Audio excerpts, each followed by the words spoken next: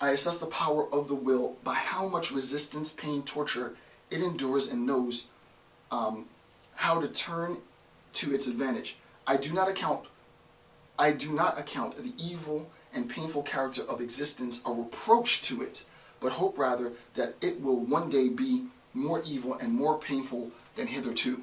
Meaning, it's not the case that the artist goes into the world expecting, I mean not a good artist, expecting to one day be embraced by the masses. I hope that everyone will fully understand what it is that's motivating these manic lecture series. No, I recognize that what I'm doing will never be sort of accepted, at least not in my lifetime, right?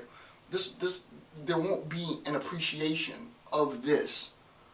Why? Because this will never be the norm.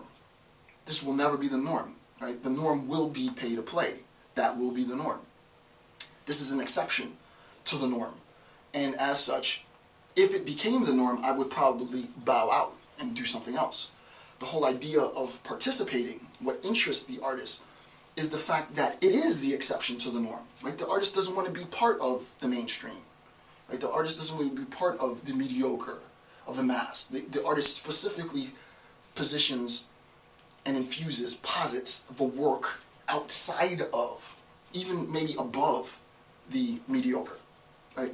So, very, very important bit. So hopefully that explains that, right? The will is directed outward, but begins through the process of inward introspection. The will abounds with the genius freedom of the subject. Thus, the will is a means of influencing the external from the internal. Right? The will is a means of influencing the external from the internal. So we have the masses here.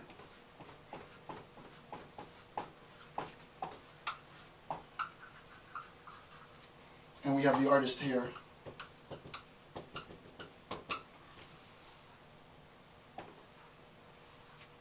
And the will is a means of influencing, right? Affecting.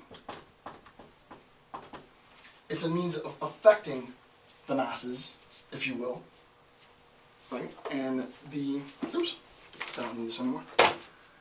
What I've written is, thus the will is a means of influencing the external from the internal. The inward, the external then, is made to conform or adapt to the internal. The transformation of the external into the internal. Now this is where philosophy gets sort of gray.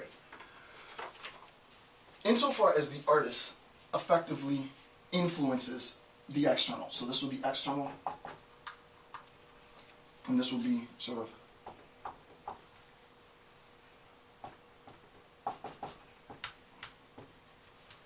okay. So the artist has an image, X, and X doesn't yet exist in the external. The artist goes about bringing about X in the world as either an objective reality, an aesthetic appreciation, social constructed change, sentiments, feelings, what have you. The artist toils through work to affect this transformation in the external. Once that thing comes about, once the internal is made external, what you have, and this is what's important, the external then is made to conform or adapt to the internal. The external becomes a product of the internal, right? You can imagine an engineer. This is an easy example to understand. An engineer has the idea for some new technology that doesn't yet exist. I was listening to Diane Rehm, and there is I think he's an engineer. No, he might be he's a nanoscientist or something. Like brain, he's like a brain-based scientist. I forget what he does. Anyway, I think he's at Duke. So he's working with some engineers, and they want to cure paralysis. I think both paraplegics, quadriplegics in the next 5 years or so. And he's doing research with robots and monkeys and gameplay and da-da-da. And he believes that they'll be able to create a suit that you put on, and the suit will allow people who are paralyzed to get up and walk. And he talked about, and he gave the sort of logical justification for it. It was fascinating. I actually posted a link to the discussion on my Facebook, but I'd have to go back and find exactly who it was and the nature of it.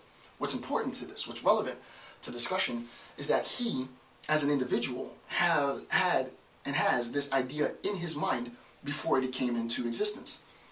He recognized that there was no contradiction in the idea, and he sought to set himself on a task to be able to bring this thing into fruition, right? He wants to bring his idea into reality.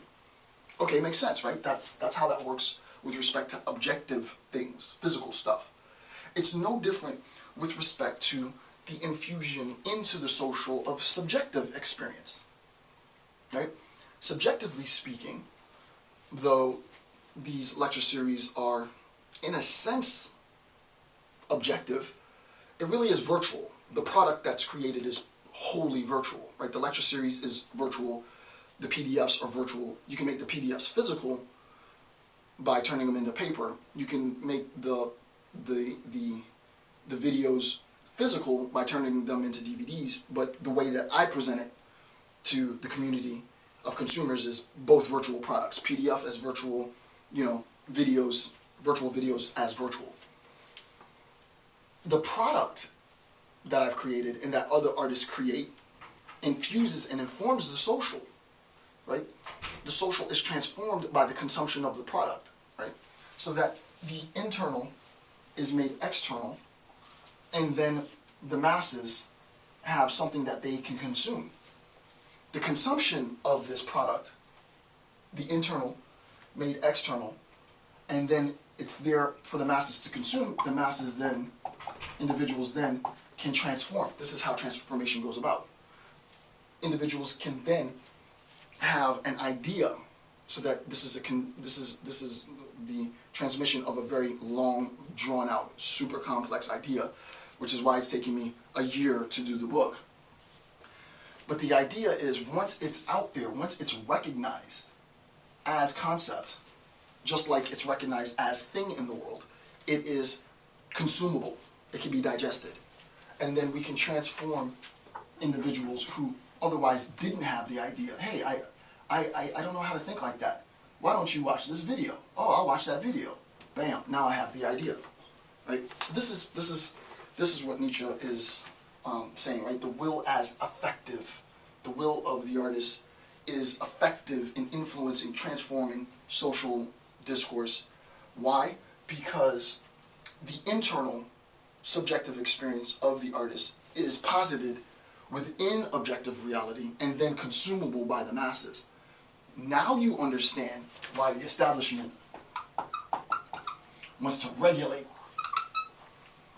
The establishment wants to regulate, because look what you can do. You can transform the way in which people think, right? If the establishment wants Y, right? If the establishment wants Y, and they've created $1 billion enterprise of PR firms and commercials and what have you in order to get people to buy into Y, and I, the artist, create a different discourse and leave it consumable for the masses that says X, well, you can see the tension. The establishment goes out specifically to identify individuals who have this power and co-opts those individuals into the establishment, right? That makes the establishment more powerful. To stay outside of the establishment is, in a sense, to threaten. Not necessarily, but it is. In some regard, it is a threat of some sort. Why? Because in the end, we're really talking about control. We're really talking about, I'm not going to get into it, but in the end, at the base, this becomes a discourse on the effective, the influential will as a mechanism of control. It's undeniable that JFK transformed via his ability, not necessarily to control in an evil way, but he transformed the way in which we looked at our relationship to the government. Ask not what we can do for you, but what you can do for us. Okay?